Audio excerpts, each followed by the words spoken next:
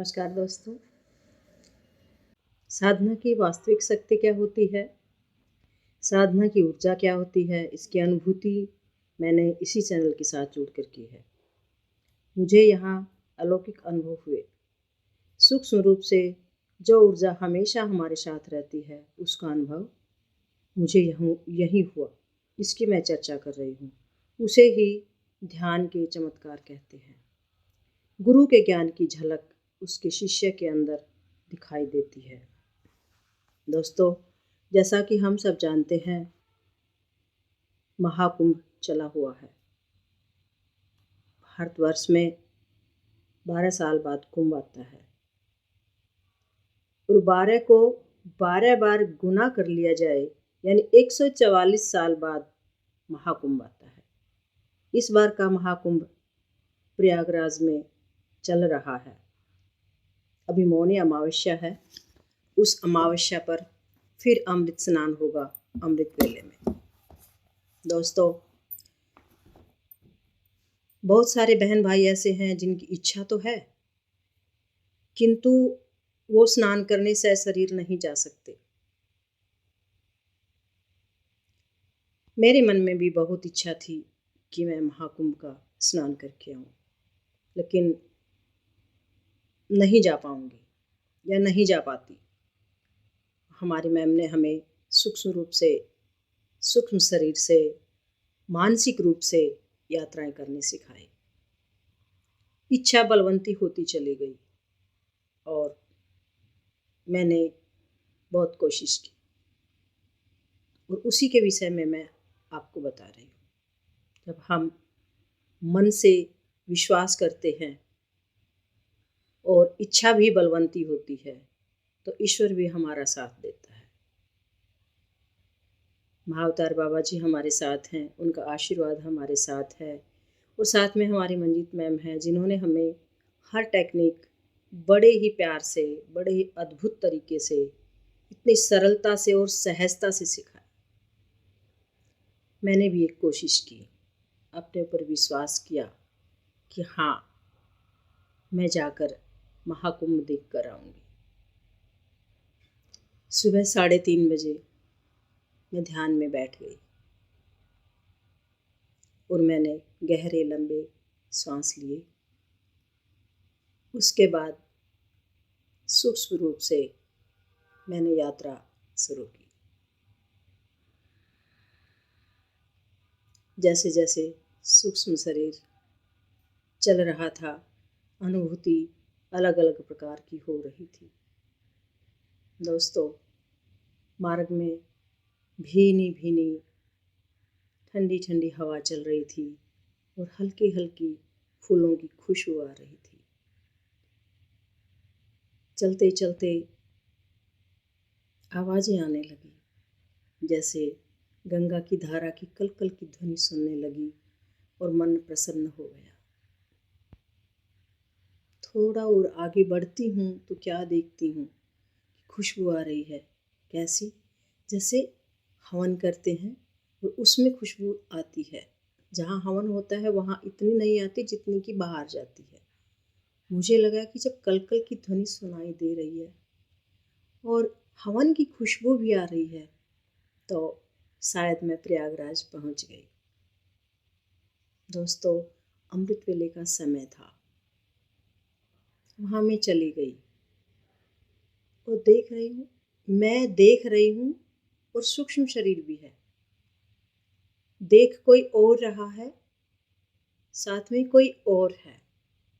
क्या देखती हूँ कि आकाश से अनेक छोटी छोटी उल्काएं, जैसे जिसको हम कहते हैं ना कि तारा टूट गया, ऐसे अनेक छोटे छोटे तारे नीचे टूट टूट कर और जहाँ संगम है, जहाँ त्रिवेणी है, वहाँ गिर रहे हैं। मेरे आश्चर्य का अद्भुत और आश्चर्य से उनको देखती रही।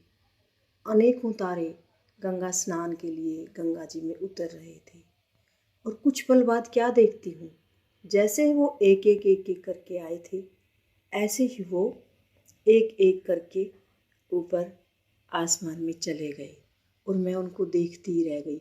आते हुए मुझे दूर तक दिखाई नहीं दिए वो, क्योंकि मैं बिल्कुल करीब थी, तो मुझे वो एक एक तारा ऐसे लग रहा था जैसे एक एक तारा, एक एक कण टूट टूट के प्रकाश का और संगम में यानी गंगा जी में गिर रहा हो। लेकिन जब वो उठते गए, एक एक तारा जब उठते गए, तो मैं उनको जाते हुए ऐसे देख रही थी जैसे बाँह में बाँह डाले कोई जोड़ी, यानी तारों की यानी प्रकाश की और आसमान की यात्रा कर रही है।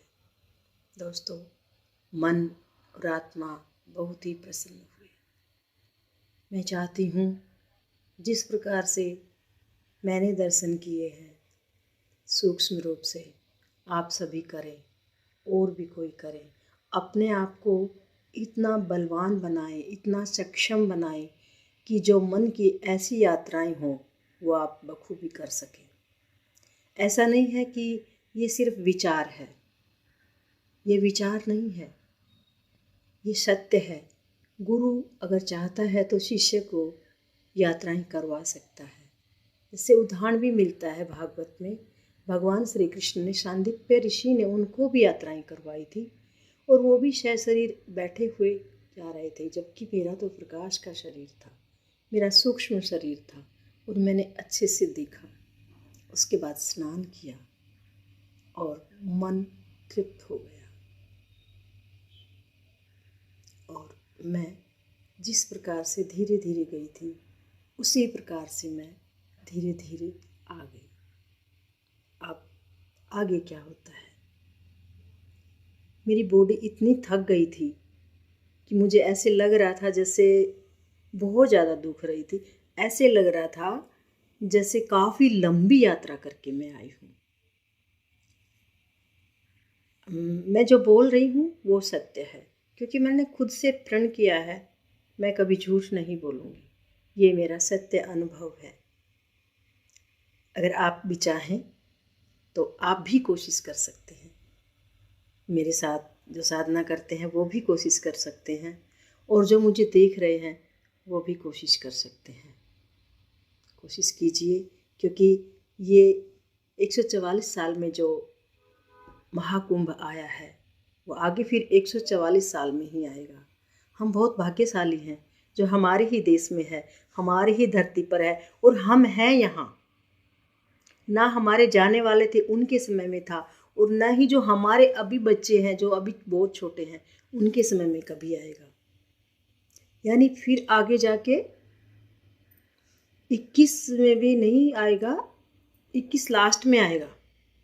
तो मैं सभी से प्रार्थना करती हूँ जो सशरीर नहीं जा सकते वो मानसिक रूप से अपने ऊपर विश्वास करके, अपने गुरु के ऊपर विश्वास करके और परमात्मा का नाम लेकर आप यात्रा कीजिए। आप सक्षम हैं उसमें, सबके अंदर वो प्रकाश है।